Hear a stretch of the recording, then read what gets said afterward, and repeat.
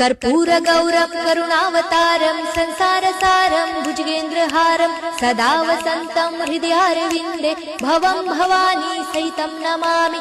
मन्दारमाला कलितालकाये कपालमालं गीतसुन्दराय दिव्याम्बराय च दिगम्बराय नमः शिवाय च नमः शिवाय।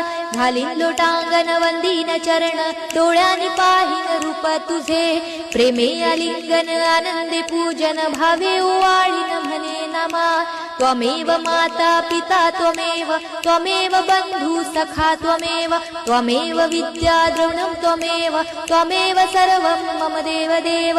कायेन वाचा मनसेन्द्रियर्वा बुद्ध्यात्मना वा प्रकृति स्वभावात् करोमि यज्ञं सकलं परस्मै नारायणायति समर्पयामि।